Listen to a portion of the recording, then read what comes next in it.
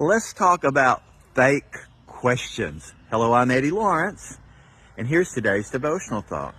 We're going to look at a situation where Jesus had to deal with some deceitful debaters, and they came to him with a question with a false pretense. Now, this is found in Mark chapter 12, verses 18 through 27, when a group of Sadducees who did not believe in the resurrection came to Jesus asking him a question that involved the resurrection from the dead.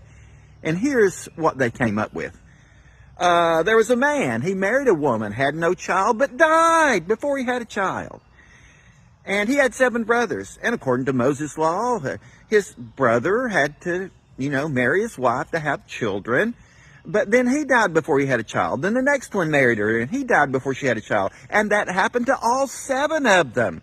So, whose wife will she be in the resurrection? Again, you've got a group of religious guys who are trying to pin Jesus in the corner to do him in. So here's what Jesus did. He said, listen, you're in error, because it's not like that. When a person dies, they're going to be like the angels. They'll neither marry nor give in marriage in the life to come.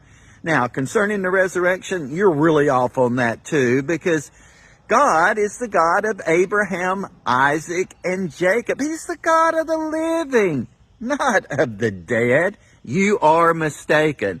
So he spins the table on them, realizes their false pretense and their fake question, and stands true concerning the truth of the resurrection.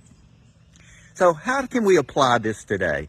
Well, there are times when some people, maybe with ill intent, maybe some people in ignorance occasionally, are going to throw questions at you to try to pin you down, get you in the corner, and get you confused about what you believe, or try to disprove what you say you believe. A lot of times that's what debating is all about, and we're kind of encouraged not to get into arguments with people. You can always share your testimony, like the guy that was healed from his blindness. He said, hey, all I can say is I once was blind, but now I see. You see, I've met Jesus, and he answered the major question I had in my life. Why am I here? What am I supposed to be doing? Who made me? How can I serve him? So often people get hung up on hobby horse theology, I call it.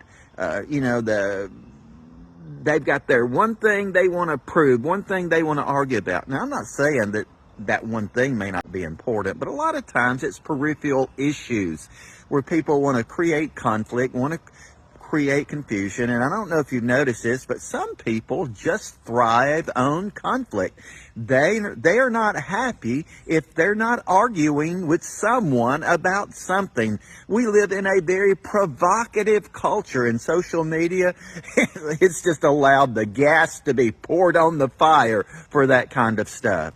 It's important that you know what you believe, stand firm on it, and to be able to articulate it. But don't get pulled into these endless arguments and this conflict just because somebody is trying to prove you wrong. Let your light shine. Be salt. Love people. Know the Word. Be led by the Spirit. Honor Jesus. Amen. You have a blessed day. Thanks for spending this time with me.